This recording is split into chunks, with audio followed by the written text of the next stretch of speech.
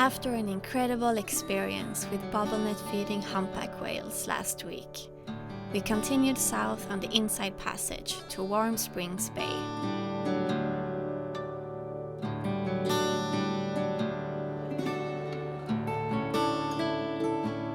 We soaked up in the natural hot springs until our skin looked like raisins, and we hiked to the Baranof Lake.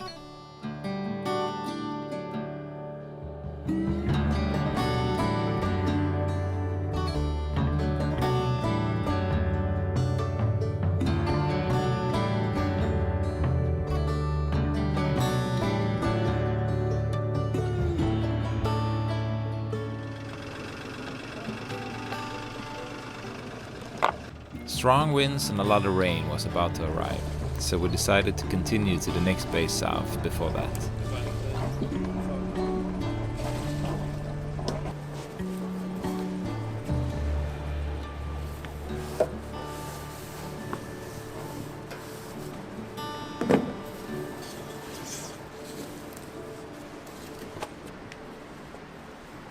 Let's go.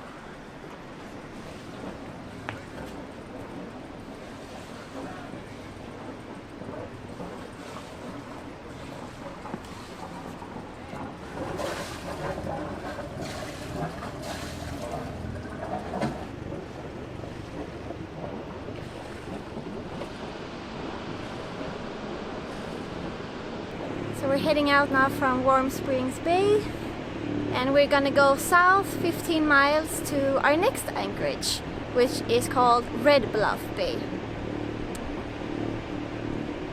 So we'll have about 3 hours to get down there.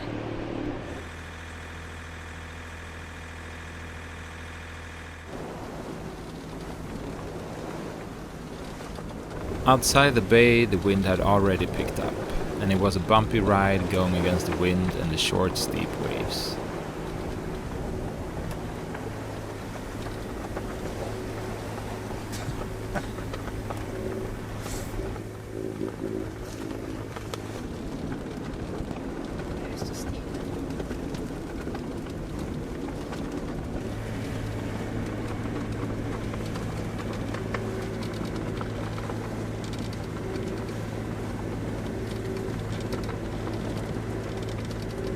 Aj, vad långt det är.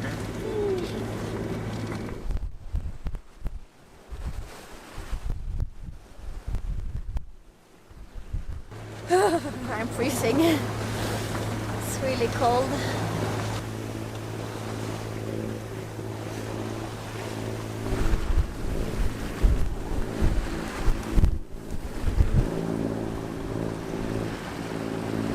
Cool place. We're gonna go like this now to get in. There are a couple of more islands here where we're gonna go around them.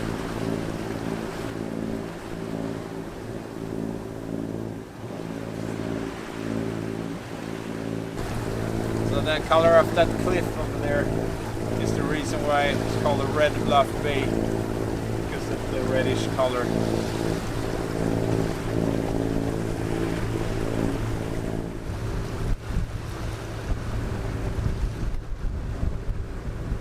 The bay is over 4 nautical miles deep, with high mountains surrounding the whole bay, making it the perfect stormproof anchorage.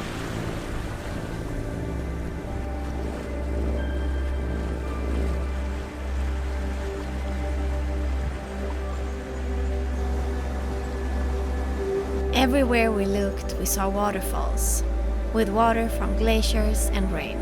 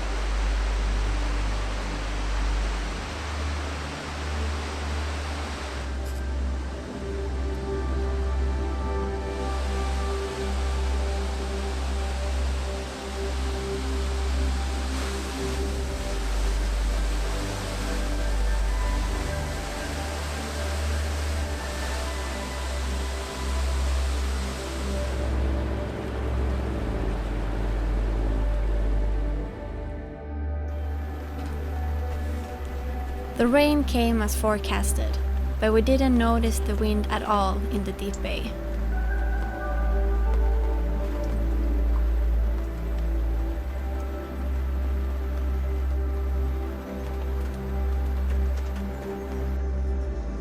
When it's bad weather, it's movie time.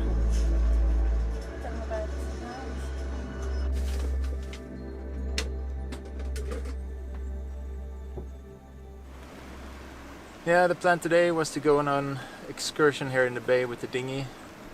I've been trying to get the outboard to start now for 2 hours. We haven't been running it since we were in Costa Rica. And probably it's the carburetor. It's clogged, I guess, with some stale fuel. I emptied it before we left Costa Rica, so there shouldn't be any fuel in it, but yeah, I guess I have to take the carburetor apart because it won't start. So I guess we just have to use the oars instead. It's raining today. It's been raining all day, but it's really still in here, so, and it's a beautiful area. Over there where the river runs out into the bay, it's a good possibility to see bears. So I think we're going to row over there and see if we can spot some. There's a lot of eagles here. I was sitting here in the dinghy just 5 minutes ago, and I saw a bald eagle sitting on top of one of the firs over here, in one of the trees. And I guess it just saw a school of fish, because it just dove down right at top of my head and grabbed the fish out of the water and flew over to the beach to eat it.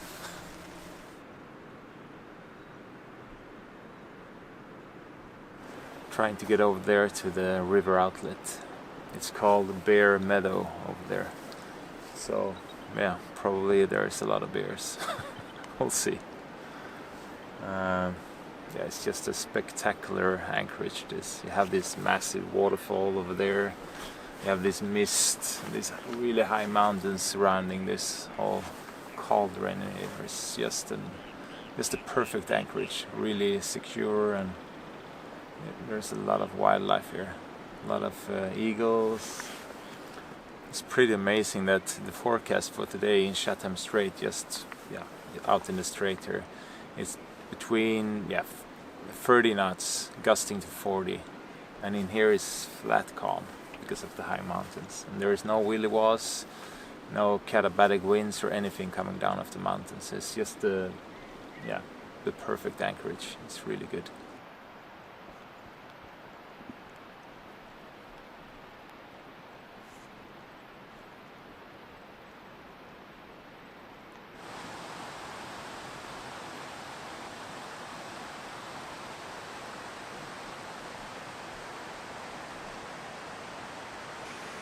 This place is just full of waterfalls. You can hear like the water coming down on the distance, and as you get closer it's like, oh, there's another one. Now I found this one. There's the huge waterfall over there. Coming in, I think we saw 2 or 3. And as you look on this mountainside here, there's just a lot of these small, thin waterfalls coming down from the mountaintops.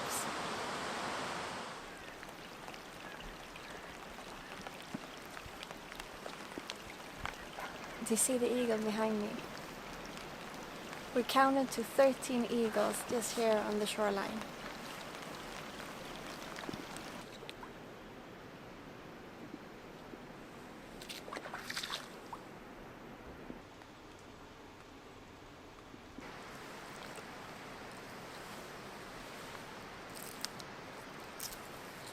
Well, there's a couple of good ones. Yeah.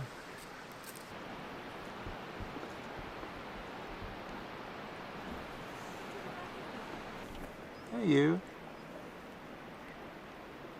It's a curious little fella. He's really curious. He swam after us. They are the dogs of the oceans.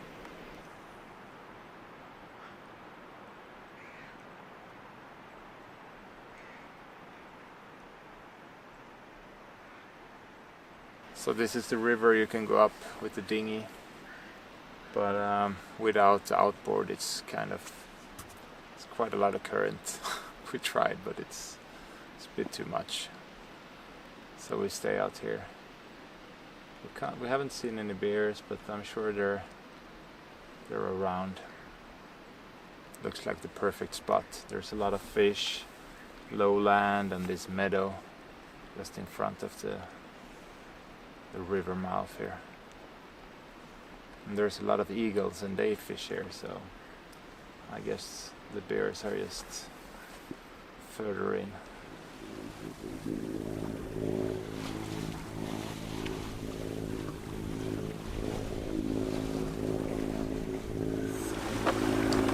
So this is our catch from yesterday's dinghy trip.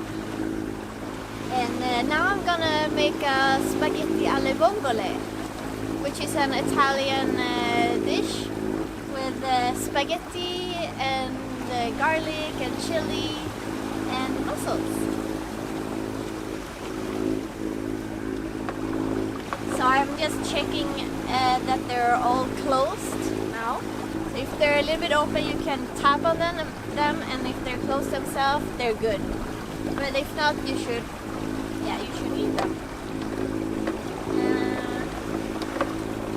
So we cleaned them yesterday, and we've had them in salt water overnight, and we've been changing the water.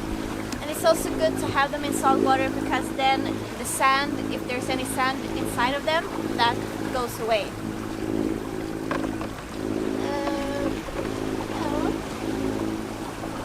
There was just one here I was a little bit... Looks good. Yeah, it's the first time I make this dish. Turned out good. Now I have to try it. Spaghetti alle vongole at sea. And instead of white wine, because you should have dry white wine in, I took some white balsamic vinegar.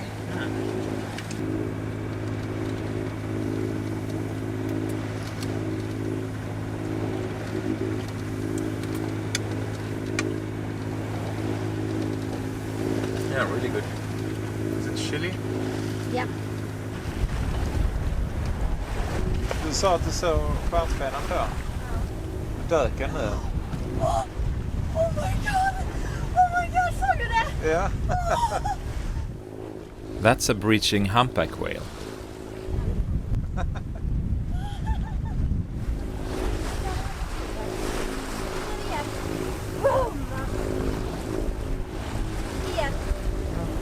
Another one was flapping its flippers.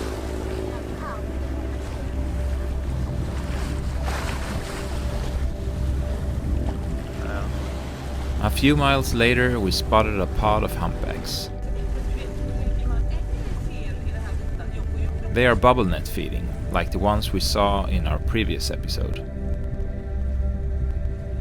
We turned off the engine and drifted while watching these huge mammals.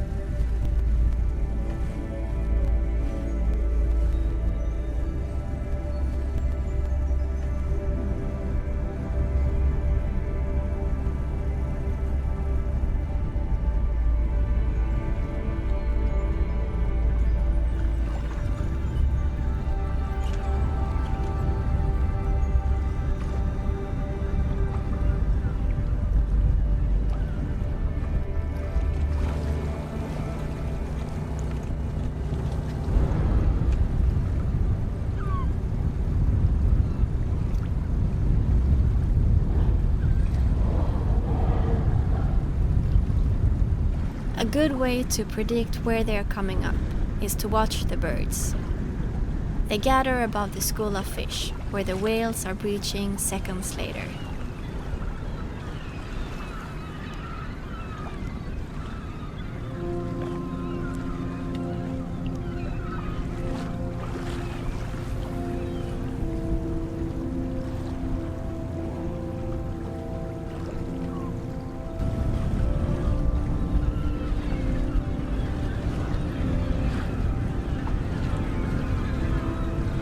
Wow.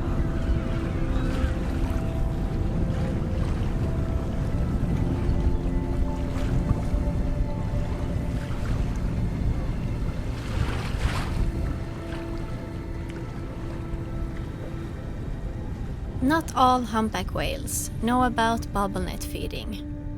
Some researchers believe it's an activity that the whales learned when they were hunted close to extinction as a fast way of getting food.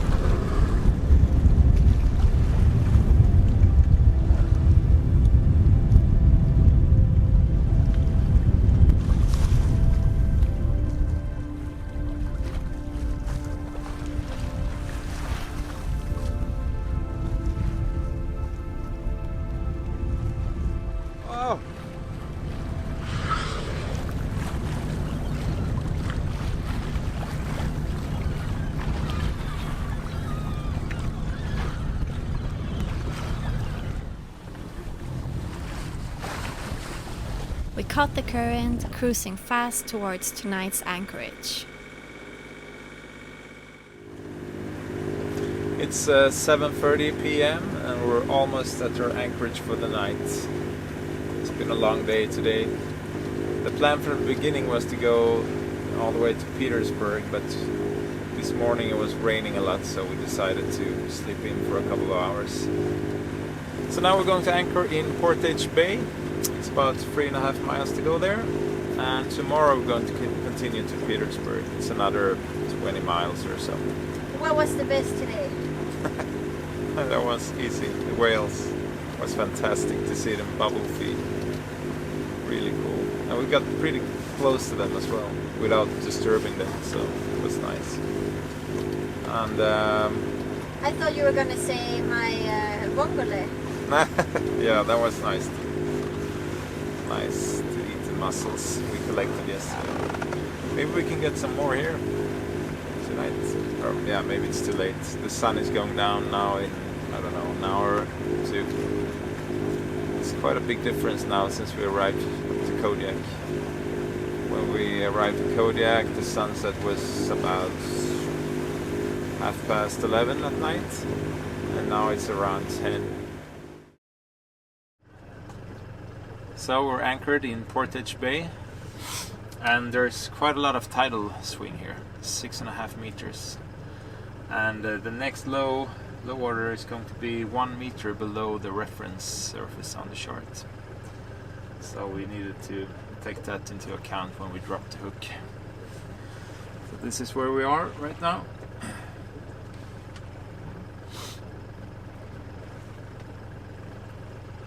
And tomorrow we're going to go out again and go around here, and Petersburg is just around the corner, 20 miles.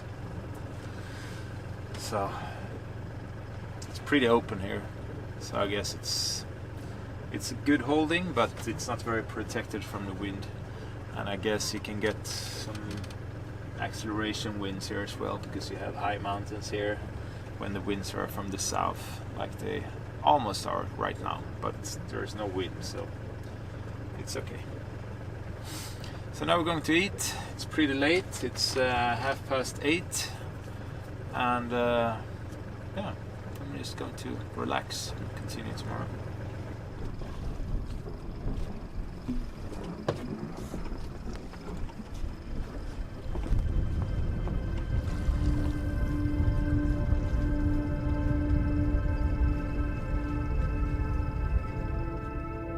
Thank you so much for watching.